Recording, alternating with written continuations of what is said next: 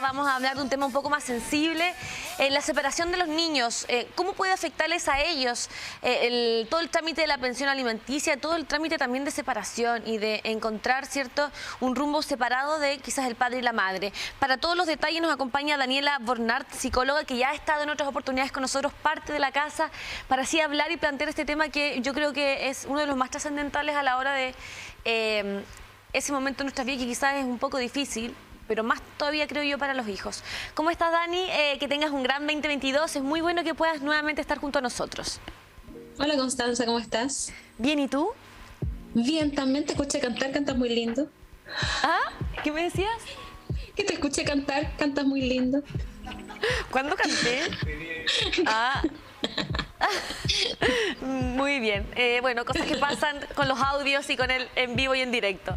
Dani, bueno, me gustaría plantear eso, en realidad, el cómo hacer que nuestros hijos vivan de la manera más tranquila la separación, que no les afecte a ellos las peleas anteriores y posteriores de cualquier trámite que tiene que ver con esto. Según yo, tú eres más o menos de mi edad. Entonces te quería hacer una pregunta que no tiene que ver con tu edad, tranquila. Y es, no tengo problema con mi edad. Que tratando de recordar hacia atrás, ¿cuántos compañeros tuviste tú en el colegio que estaban separados? O sea, no ellos, sino que sus papás estaban separados. Sabes que súper pocas. Súper poco, ¿cierto? Sí. Porque en nuestra época, no le pongamos un tope, ¿no? Pero ninguna, más o menos creo. en nuestra época, era súper poco común. Entonces había un peso social hacia los niños y hacia las mismas familias cuando eran de padres separados. Entonces los niños se avergonzaban mucho o eran como temas tabú, como de, oye, se separaron, oye, sí, porque... Ni siquiera, incluso, ni siquiera podías estar en el colegio si los padres estaban separados. De hecho, claro, habían colegios que te exigían ser como esta familia tradicional, ¿sí? Entonces se añadía un peso social a un proceso emocional que ya es complejo. Lo bueno, entre comillas, es que ese peso ahora no está. Si nos ponemos a pensar, hoy en día decir que tus familias o tus papás son separados o que en una de esas vives con tu mamá y la pareja de tu mamá y tienes más hijos, o sea, más hermanos que vienen del otro matrimonio, y eso es bastante común. La noción de lo que es familia se ha ido modificando mucho en el tiempo y ya no existe este peso social y la gente puede decir, sabes que mis papás se separaron, y la separación en sí misma ya no es una situación que tenga que ser ocultada.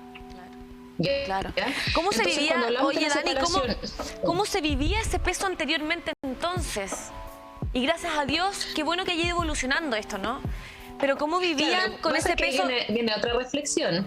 Claro. Porque uno dice, claro, gracias a Dios ya no tienen ese peso. Pero de una otra forma ya no tienen ese peso precisamente porque se volvió algo tan cotidiano que ya es como normal, no es algo extraño. Entonces, yo creo que entender además que el concepto de familia es lo que ha ido cambiando. Hoy en día las familias no son solamente como papás, mamás, hijos. Hay familias que son solo papá, mamá. Hay familias que son abuelos, nietos. Claro. Hay familias que son de dos mamás o de dos papás. O estamos separados, están los papás separados, pero entre medio uno tiene otra nueva pareja, o los tuyos, los míos, los nuestros, ¿no es cierto? Claro. Entonces, el concepto de familia ha ido modificando mucho en el tiempo, y por lo tanto, el enfrentar para los niños una situación de separación de sus padres hoy en día ya no cuenta con esa presión social o esa vergüenza o esa lástima muchas veces que podía generar en tus padres el decir, sabes que mis papás están separados, porque era como, pobrecito, ¿cierto? Claro. Entonces, ¿por qué lo pongo como en retrospectiva? Para que se entienda de que hoy en día lo complejo que puede ser llevar adelante una separación y cómo impacta directamente en los niños, ya no podemos culpar, entre comillas, a una sociedad que apoya o no esta situación. Tiene que ver principal y únicamente con cómo esos dos adultos puedan llevar adelante esa separación. Claro.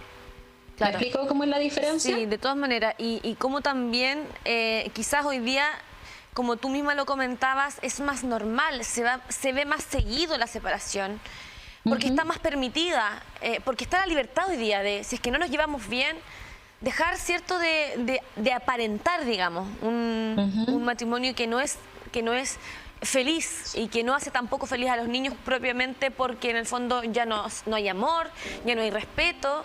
Eso anteriormente había que ocultarlo, ¿no? Había que seguir con la familia, como decíamos. Era muy difícil y muy raro ver separación en nuestra época. Y hoy día yo creo que gracias, de verdad, que esta realidad ha cambiado y que sí podemos permitirnos tener papás, abuelos, tíos, papás, que la familia también se haya podido ampliar para, obviamente, quizás estar mejor que antes, ¿no? O sea, de hecho, hay muchos niños, a mí me ha tocado escuchar, por ejemplo, niños que dicen que lo mejor que les pudo pasar fue la separación de sus papás, porque recuperaron la relación y el buen vínculo, pero porque entre papá y mamá no se llevaban bien, peleaban todo el día y todo eso frente a los niños, el ambiente en la casa era desagradable, ¿no es cierto? Los niños estaban expuestos constantemente a situaciones incómodas o de violencia o de discusiones, ¿no es cierto? Entonces, ¿qué sucedía en el minuto en que eso se separaba? Se podía mantener un hogar más en calma, y cuando ese niño o esa niña estaban con su papá, por ejemplo, tenían ese espacio y ese vínculo paterno, y cuando estaban con la mamá tenían ese vínculo materno. Entonces ya no se entiende solamente la separación como es algo negativo, podría ser incluso algo positivo. ¿Sí? De todas maneras. Si el tema es cómo se lleva, los adultos enfrentan esa situación, y que se entienda que la separación es de pareja, no de papá, mamá, porque mi rol como papá o mi rol como mamá sigue existiendo. Yo no dejo de ser papá o mamá porque me separé de mi pareja. Ahora, ¿qué pasa cuando ese rol no sigue existiendo? Y ahí nos vemos quizás metidos en el tema que hoy día estamos abordando, que es la pensión alimenticia. ¿Qué pasa cuando ese padre deja el rol? Se olvida de los niños y no, en el fondo, comienza con todo el proceso de seguir vinculado a los niños, no solamente económicamente, sino que también en el rol, como tú dices, de padre. ¿Cómo poder ayudar a niños que hoy día están enfrentados a esa situación? Que el papá no responde económicamente, que la mamá, o viceversa, que la mamá no responde económicamente. Sí, porque además, Constanza, ahí hay otro tema, de repente el decir, oye, pero si yo cumplo como papá porque estoy pagando mi mensualidad, lo que me corresponde, ¿no es cierto? Estoy pagándole a mi hijo su comida, su colegio, entonces soy un papá responsable. O una mamá responsable. Pero para ese niño o para esa niña, la verdad es que no es símbolo de que esa persona esté presente solo por poner dinero, sino porque necesita a la persona. Yo creo que los niños ni siquiera lo entienden, Dani, los niños ni siquiera lo entienden. Tienen el dinero para comprarse el buzo del colegio porque es algo que tiene que tener el hijo. Pero es algo que es obvio para ellos, no así el cariño y la contención y el momento y los momentos que deben de vivir con sus papás. Y lo complejo ahí también, Constanza, y por eso te digo que lo relevante es cómo estos adultos llevan adelante la separación, tiene que ver con que muchas veces se incurren en ciertas conductas y ciertos comportamientos entre adultos que son los que dañan mucho más que la separación misma. Exacto. Por ejemplo, que empiecen a triangular a los niños. Entonces, cuando el papá está con la mamá, o sea, cuando el niño está con la mamá, es que tu mamá, la mamá es que tu papá. Exacto, es que tu papá, es que no ha pagado, es que otra vez, que no sé qué, que lo llamé, que no contesta, que no sé qué. No. Y cuando está con el papá, oye, pero es que tu mamá y no sé qué, y dile qué, porque esa es la otra que les empiezan como a dar funciones. Claro. Sí. A ver, cuéntame lo que hiciste, ¿viste? Porque yo la otra vez le dije a tu mamá que no sé qué. ¿Y qué sucede? En vez de los adultos hacerse cargo de sus propios conflictos, los están triangulando en los niños. Claro. Entonces, si tú dices, ¿sabes qué? ¿Cómo influye la separación? Que es el título de hoy día. ¿Cómo influye la separación de padres en los hijos? La verdad es que la separación misma, como evento de separación, influye porque modifica un concepto de familia que hay que volver a crear. Claro. ¿Sí? ¿Cómo es esta familia nueva con dos papás que no están juntos? Pero ¿cómo influye la separación en los niños o en los hijos? Finalmente, no es el problema de la separación en sí misma, tiene que ver con cómo se enfrenta desde los adultos, porque si esos adultos son capaces de llevar adelante una comprensión, por ejemplo, de sus vínculos paternos y maternos, de las coordinaciones, de evitar esto que te decía yo de la triangulación, la separación no debiese tener mayor influencia en los niños. Claro, y más que ese enfrentamiento es el no hacer partícipe a los niños de los problemas o conflictos que puedan tener y que es lógico que quizás tengan los padres. que ellos no estén presentes, que ellos no tengan que sentir ni que vivir ese conflicto interno y externo que van a vivir los padres y que es inevitable finalmente, ¿no? Claro. Y por eso te digo que es súper importante que estos adultos comprendan que su vínculo, el vínculo que se rompió es de pareja. Entonces hay cosas de pareja que se tienen que conversar como dos adultos. Los otros son vínculos de familia que siguen estando, y por eso te digo que lo que hay que modificar es esta noción de familia, cómo vamos a funcionar, para que no genere más conflictos de los que ya tienen que solucionar. Claro. ¿Sí? Claro. Con quién va a pasar las festividades, o si es que hay algún problema de que la persona, por ejemplo, si alguno de los dos se fue de la casa, pueda llegar a la casa a tomar once y toman once todos juntos, sin que estén chispitas saliendo por todos lados y humitos por las orejas, ¿no es cierto? Pero que se pueda mantener un vínculo cotidiano, porque también es sumamente injusto lo que ocurre para ambos lados. ¿En qué sentido? Generalmente quien deja la casa es el varón. Entonces, para un papá que quiere estar presente en la vida de sus hijos, es sumamente complejo y doloroso dejar la casa. Hay muchos papás que se mantienen con la pareja solo porque querer seguir estando con sus hijos. Porque además hay mujeres que manipulan con sus hijos. Como, es que entonces te vi el otro día con otra galla, así que no te voy a pasar a los niños. Y es como, chuta, pero ¿qué tiene que ver una cosa con otra? Claro. ¿Cierto? Y por otro lado, también ocurre que muchas veces el papá al irse de la casa se sobrecarga la situación a la mamá, o tal vez la mamá tiene que salir a trabajar y tiene que dejar a los niños con los abuelos. Entonces todos esos ajustes son subsanables en la medida en que nuevamente estos dos adultos sean capaces de comprender que son papá y que son mamá, y que eso va a seguir siendo así. Y que si no son capaces de llegar a un acuerdo en ese punto, efectivamente quienes salen dañados son los niños y las niñas. Sí. ¿Cómo poder hoy día aconsejar a tantos papás que están en ese proceso, Dani, y que sin duda no quieren dañar a los niños? ¿Cómo poder hoy día aconsejarlos, orientarlos? Lo esencial tiene que ver con la comunicación. Cuando dos parejas se separan es porque ya llevan harto tiempo, como en situaciones complejas, donde ya lo han pensado, donde tal vez alguno de los dos ya se fue un tiempo a la casa y volvieron, donde lo reintentaron. No es como que de repente nos enojamos y me voy. Claro. ¿No es cierto? Es un proceso paulatino que después de diversos intentos o diversas situaciones llega a un fin y dice, ¿sabéis que ya? Como que no se puede más. Ese no se puede más, a veces es con un portazo, a veces es con una maleta que ya está más o menos lista, ¿no es cierto? Pero no es algo que estos dos adultos no hayan visto venir. Claro, ya se venía tejiendo. Excepto situaciones muy puntuales. Claro. Pero claro, ¿no es cierto? Entonces, en ese tiempo, de todas maneras, se puede ir construyendo un vínculo distinto, se puede ir conversando y diciendo, ¿sabes qué? Hay parejas que deciden, por ejemplo, seguir viviendo en la misma casa, pero cada uno en su pieza, y siguen cumpliendo sus roles como de familia y de rol de mamá y de papá, pero ya separados como pareja. Pero eso implica igual una entereza no menor. Claro. ¿Sí? Entonces tiene que ver con la madurez, con cómo las personas adultas enfrentan esta situación, conversando, efectivamente comprendiendo sus roles de papá y de mamá. Muchas veces es sano partir el primer tiempo solamente hablando de situaciones como papá y mamá, hasta que las cosas a nivel emocional ya no sean tan intensas entre pareja, y después entonces puedan poco a poco ir entablando otro tipo de conversación u otro tipo de vínculo, si es que así quisieran, porque hay gente que dice, ¿sabes qué? Tú como persona ya no me interesas, solo eres el papá o la mamá de mis hijos. Claro.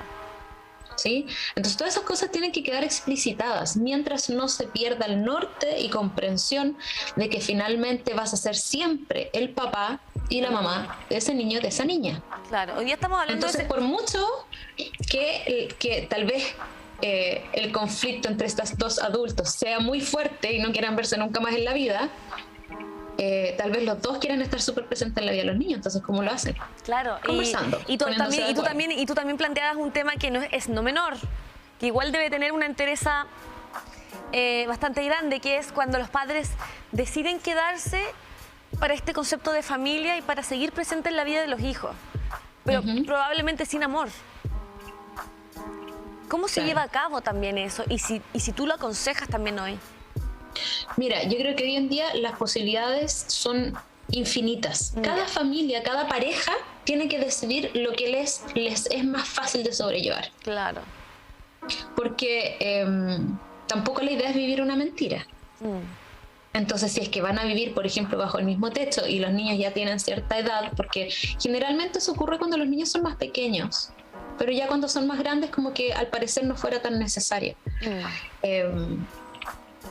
Pero sí, por ejemplo, que cuando los niños ya tengan cierta edad se les pueda ir conversando. Claro. Y decir, ¿sabes qué? Tu papá y tu mamá ya no estamos juntos, pero los amamos profundamente y queremos estar en la vida de ustedes todo el rato y somos papá y mamá y eso no va a cambiar. Son un equipo finalmente, a pesar de que no... Claro. Pero no hay, si tú me dices, ¿sabes qué? ¿Cuál es la mejor situación? No existe, porque ninguna situación es igual y cada familia es distinta. Incluso hay situaciones en que ambos padres, papá, mamá, desaparecen y terminan los abuelos cumpliendo un rol paterno. Entonces, cada familia tiene su propia idiosincrasia, sus propios recursos, sus propias culturas, y aquí la invitación es decir, ¿sabes qué? Comprendan que siguen siendo familia, que lo que se acaba es la relación de pareja, solamente adulto como pareja, pero papá y mamá siguen estando, y eso va a seguir estando igual. Sigue siendo una familia finalmente, seguimos siendo los padres, están los hijos, solamente la pareja es la que se separa. Ahora, yo también quería preguntarte hoy día, ¿es quizás importante el apoyo psicológico para niños que hoy día están viviendo este proceso no solo de separación, sino que probablemente el tema de la pensión alimenticia, que es lo que estábamos hablando justamente en el primer bloque con nuestro abogado? Mira, yo recomiendo efectivamente que acudan y pidan todas las ayudas que consideren que necesitan. De repente la ayuda es de un abogado, de repente la ayuda es de un asistente social, de repente la ayuda es de un psicólogo, de repente lo necesario es aumentar las redes, de repente el psicólogo no es para los niños, tal vez el psicólogo es para la mamá o tal vez el para el papá, ¿cierto? Claro. Porque como te decía antes, la realidad es muy distinta. Si la familia está sabiendo sobrellevar la situación de una forma lo más sana posible, y claro que impacta a los niños y está bien que los impacte, nos impacta a todos, porque finalmente tenemos que modificar esta noción de familia y es muy válido y no tiene absolutamente nada de malo que de repente los niños digan, pucha, pero es que a mí me gustaba que estuvieran juntos porque así, no sé, pues el papá estaba más tiempo en la casa o tú estabas más tiempo en la casa, ¿no es cierto? Como tampoco le tengamos fobia a entender que está bien que nos dé pena o que nos dé rabia, ¿no es cierto? Que no siempre eso implica, ay, que hay que llevarlo a un psicólogo. No, es un proceso normal de reajuste que están viviendo y si los adultos pueden vivirlo con pena o con rabia, ¿por qué los niños no? Claro. Ahora, que eso implique que necesita un psicólogo es distinto. El tener pena por algo, el tener rabia por algo, no implica, si es que estás mal, tienes que ir a un psicólogo. Porque eso implica patologizar emociones que son súper normales, adaptativas y flexibles. ¿Sí? Ahora, si tú ves que eso va en detrimento del desarrollo del niño, que de una u otra forma se mantiene mucho en el tiempo, que ves cambios en ese niño y esa niña que reflejan que no lo está sobrellevando bien, que está demasiado, por ejemplo, hacia adentro, o que está llorando constantemente, o que no quiere hablar, o por el contrario, como que no quiere ver a nadie y no me hablen, y entonces cuando tú ves que ese tipo de comportamiento se mantiene en el tiempo y le está impidiendo participar de forma natural en sus espacios, entonces claro, sí es importante que pueda pedir ayuda, pero repito, no patologicemos emociones que son parte del proceso de adaptarnos. Cuando un sistema se modifica, necesita de pena. Está bien la pena, porque la pena invita a reflexionar, implica vivir duelos, implica soltar ciertas cosas. Entonces, en ese sentido, si nosotros tardamos de sacarle la pena a los niños, finalmente el adulto tampoco va a vivir su pena y todo el proceso de ajuste se ve entorpecido. Claro. ¿Me explico? Sí. ¿Cuáles son los problemas psicológicos a los que podría haberse afectado un niño con el paso del tiempo? Y si es que esto no se conversa, si es que no se vive la pena, y si es que están efectivamente viviendo la violencia diaria de la separación, la violencia diaria de, como tú dices, ser testigos y ser como los voceros de los papás. Metiste como mucha información en el proceso. Claro, pero los problemas psicológicos del mañana, más que nada, los problemas psicológicos a los que se van a ver afectados en el mañana luego de toda esta violencia. Claro, lo que se ve principalmente afectado ahí tiene que ver precisamente con la vinculación. con otros, con su entorno, con la confianza. Generalmente son niños o niñas que les cuesta mucho confiar que alguien se va a quedar en sus vidas. Están pensando que van a ser abandonados. Entonces les cuesta entablar vínculos que son más estables en el tiempo o que son más íntimos. Suelen buscar relaciones como más o pasajeras o que les retribuyan esta sensación como más de placer, de alegría, ¿no es cierto?, socializar. Pero cuando alguien le pregunta ¿cómo estás?, se vuelven como una conchita, ¿cierto? Porque no se atreven, porque finalmente si se abren es porque están confiando en esa persona, y si esa persona o no les prestó la atención que necesitaban o efectivamente se fue por las razones que sean, es como volver a decir, viste, si mis papás me abandonaron, si mis papás me agredieron, como que le espera al resto del mundo, si es obvio, po. Si tus referentes principales que debiesen amarte así incondicionalmente de la vida no lo hicieron y te agredieron o te abandonaron o no te consideraron, entonces obvio que cuesta entender que haya alguien extraño, distinto de mi familia, que no tiene por qué hacerlo, que efectivamente lo haga. Entonces les cuesta entablar ese tipo de vínculos donde son más estables, donde son más íntimos, donde son más comprometidos, porque constantemente están pensando que van a ser abandonados o que van a ser agredidos. Muchas veces lo que ocurre es que efectivamente ellos se vuelven en los que abandonan o en los que agreden, precisamente para evitar que sea otro el que se los haga, ¿sí? Y entendamos además que independiente del momento en que fue la separación, si fue una separación que se basa también en muchos episodios de violencia o de agresión, no sé, gritos, discusiones, golpes, entienden que esa es la forma de relacionarse también. Entonces, lo más probable es que después en sus parejas tengan vínculos familiares similares, porque eso fue lo que aprendieron como correcto, porque eso fue lo que le enseñaron a través del ejemplo, no a través del ideal. Pero nos estamos poniendo también en aquellos casos en que efectivamente esta separación se produce por violencia intrafamiliar, ¿no es cierto?, por presencia tal vez de situaciones de agresión, que no necesariamente es así. Convengamos que hoy en día hay muchas separaciones que ocurren porque efectivamente no se llevaron bien, porque tienen intereses distintos, porque no saben tampoco cómo ser papá o mamá. Y ahí entramos en otros términos también. Claro. Hay parejas que se separan no por la relación de pareja, sino porque este hombre o esta mujer, como mamá o como papá, no está cumpliendo lo que se supone que tenía que cumplir. Entonces como que se muere un poquitito la pasión en otras áreas, en otros roles. Entonces convengamos que y desmitifiquemos que cuando se produce una separación es porque hubo violencia. Hay muchas razones por las cuales puede una pareja separarse.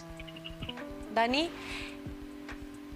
¿qué tan importante es el círculo cercano cuando los niños están expuestos a este campo de batalla y los padres están simplemente ensimismados en esta guerra, digamos, dejando de lado el criterio que pueden tener con los niños o no? ¿Qué tan importante es el círculo que está y que es un poco testigo y que debería de quizás ayudar a los niños? Las redes de apoyo en general se llaman redes de apoyo por eso. Claro. Porque de una u otra manera, en cualquier situación compleja, debiese idealmente haber alguien que viene a contener, a sostener, ¿no es cierto?, a acoger. Muchas veces lo que necesitan esas parejas es efectivamente tiempo a solas para decirse todo lo que tengan que decirse, para gritarse todo lo que tengan que gritarse, claro, pero no en presencia de los niños. Entonces, si es que hay una red de apoyo ahí presente, la idea sería poder también incluirlos sin responsabilizarlos, ¿no es cierto?, pero sí incluirlos dentro de la dinámica. Es decir, ¿saben qué? Mamá, papá, necesito que te lleves el fin de semana a los niños, por ejemplo. Ya, perfecto.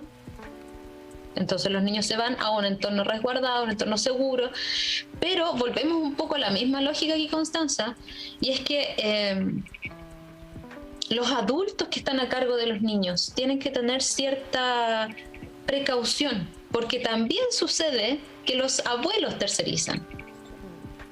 Ay, pero es que sí, porque tu papá, porque tu mamá, claro, ya te trajeron este fin de semana de nuevo, porque andan peleando, mejor te quedas conmigo es lo otro, conmigo lo vas a pasar mejor, ven, claro, y empiezan como a pelearse a los niños. Claro. Entonces, esta red de apoyo debe ser una red de apoyo para la situación, para la solución, como red de apoyo y no todo lo contrario. Sí, y ¿sabes qué? Yo creo que aquí también es importante hablar un poco de lo que implica la infancia. Les voy a dejar ahí un dato para que lo conversen después con Gonzalo. A ver, dinos, déjanos ahí enganchados con ese tema. Cómo el adulto ve la infancia. No solamente como a mi hijo o a mi hija, sino como comprendemos la infancia. Entonces pasamos de sobreprotegerlos un montón. No te subas al árbol, no te ensucies, que te vas a caer, que te pueden picar, que los bichos, que no sé qué, ¿cierto? Y no los dejamos explorar nada. A una sobreexposición donde les ponemos telenovelas, donde escuchan peleas, donde escuchan garabatos. Entonces como, bueno, ¿cómo es la cosa? O los cuidamos demasiado o asumimos como que no están. Claro. Como esta dualidad finalmente sigue negando qué es lo que ese niño y esa niña necesitan. Entonces, si la red de apoyo de verdad va a ser una red de apoyo, excelente, utilícela todo lo que pueda, porque la idea es que hayan espacios.